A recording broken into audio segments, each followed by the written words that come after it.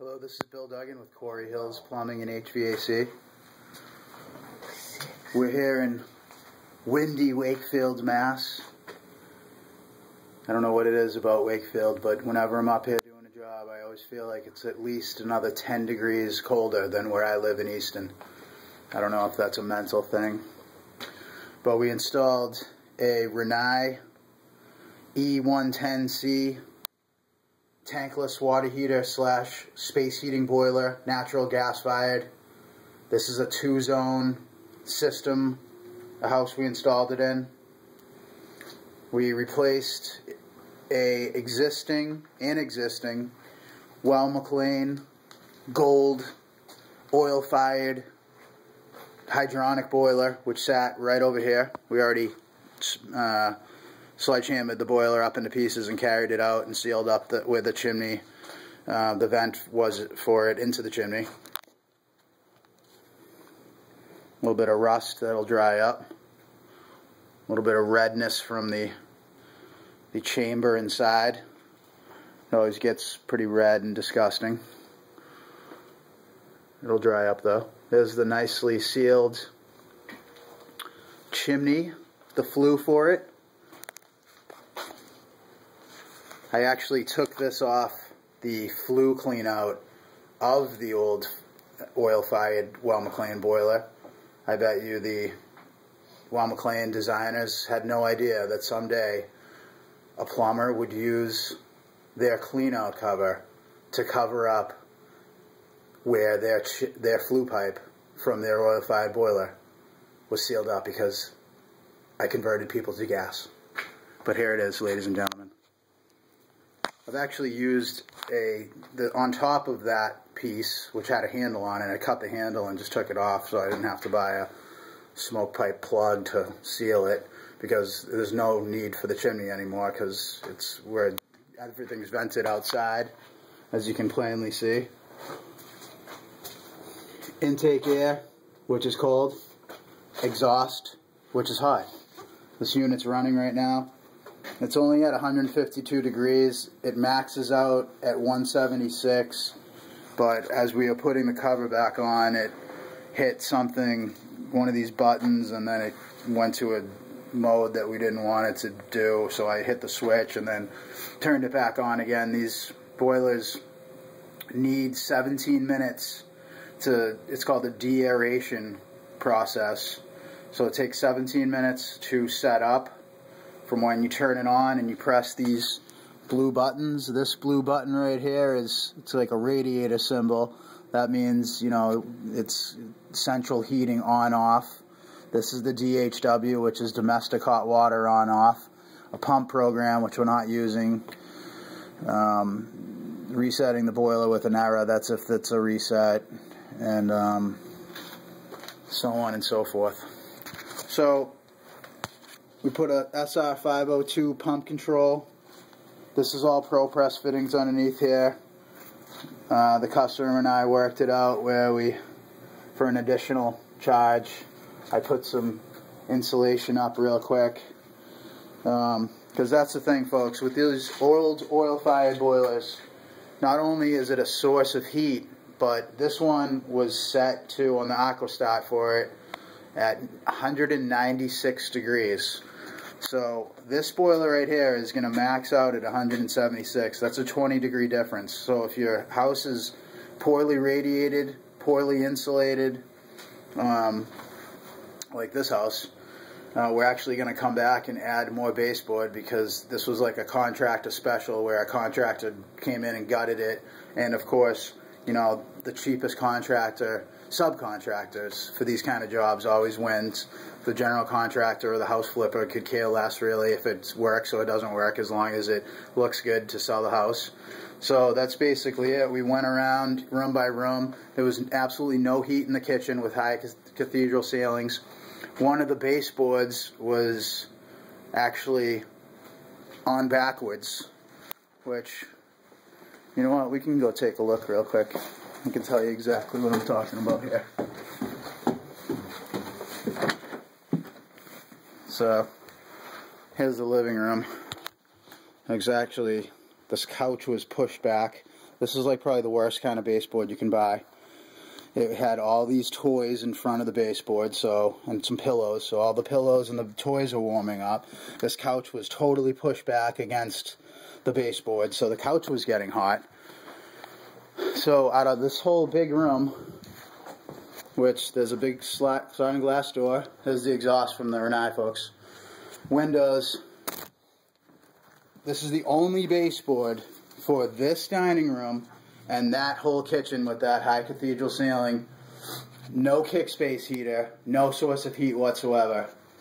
And as you can plainly see, this is crappy baseboard, but whoever put it in actually installed it wrong. Not only is there a layer of dust and dirt, which is, you know, acting as insulation, this is supposed to be up so airflow can pass under and through the fins and then come out here, and that's how you get heat. And they not only did they do one section wrong, they did them both wrong. But fortunately, this was the only one, so you can see that it should have been flipped this way. This rug isn't helping things either because it's not allowing air to pass through underneath. Not that it would really matter the way this baseboard is. It's totally wrong. We're going to come back after this cold snap and redo that, possibly put some high output baseboard. I'm not even going to attempt to mess with this rug with this giant armoire. That's going to have to be someone else that does that. But we're already moving up degrees. It's off. Yeah.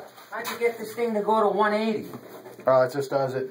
Huh? It'll just do that once it gets hot enough. It's got like a limitation. I didn't do anything. Oh. It got up to 180 when we were here the other night, last night. With these Rinnais, you also have to put a tempering valve or a mixing valve. I chose a 3/4 Honeywell. This one mixes up to 145 degrees. It was probably overkill. I could have got away with 125, but nice and neat pro press. Colds, hot comes in from the Rinnai. Cold comes in from the street or the water meter. Here's a nice Vega valve. This is the carbon monoxide detector, which has to be within 7 feet. Has to be on the same circuit as the boiler, so in case, you know, something happens to that a different circuit and the boiler's running and there's a monoxide issue, you can have some problems. We got the GFI outlet and the switch to turn this on and off. There's the great thing about these Rinnais. They give you a low loss header. They give you a lot of stuff, actually. The only thing I don't really like is the way they have these water lines. I always have to like make a cut of the wall to smush the water lines back to make everything fit. But as you can see, it's looking quite nice. These are service valves for easy servicing within a couple years. You know, I'll do some maintenance on this puppy. And as you can hear, it's pretty damn quiet. You can barely even hear that it's on. Again, these things don't give off any heat like that old oil-fired boiler, which produced a lot of heat. It was almost like a source of heat, so it radiated up, so the floors were warmer than they are now. But that's something to consider when you're switching from oil to gas, that if you don't have proper insulation, proper you know, new windows, and you expect this thing to heat at 176 degrees like the other one did at 196, you're going to be in for a rude awakening. So that is it. I'm picking up my Wobble Light Junior here, and it's a nice little thing Home Depot carried a long time ago that they don't carry anymore, but it wobbles and it won't fall down. Dustpan, gotta stay neat and tidy. And I'm out to the frigid Wakefield weather. Seems like every time I come up here.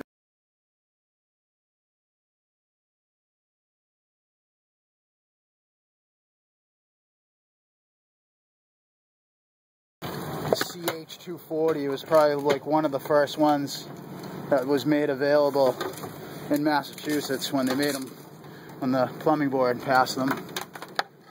And yeah, it was a nightmare. It was freezing.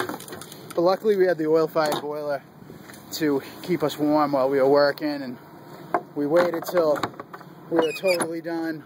The unit was mounted. All the connections were ran over to where we needed to be, and we just made that the final tie-in. See, as you can see right here, there's the new one, inspected by the town of Wakefield, R. Sheldon, 12313. Nice job. We're gonna come back and add more baseboard, some high efficiency stuff, because clearly this house is under radiated. Also, they added AC upstairs, but they didn't put in these ceiling diffusers that you can close in the wintertime if you have baseboard heat or radiant heat, so all the heat doesn't go right up the chimney, or radiated. It doesn't go up the chimney. Look at this truck, pretty well packed. Trash, cast iron sections, all types of good stuff in here. I'll tell you, if you do this kind of work and you don't have a truck like this, big old box truck, mine's made by Isuzu, I don't know how you can function. Anyway, if you'd like to learn more about a Rinnai e110c or gas conversions in general, give me a call at 617-939-3140. This has been Bill Duggan with Quarry Hills Plumbing and HVAC. Thank you.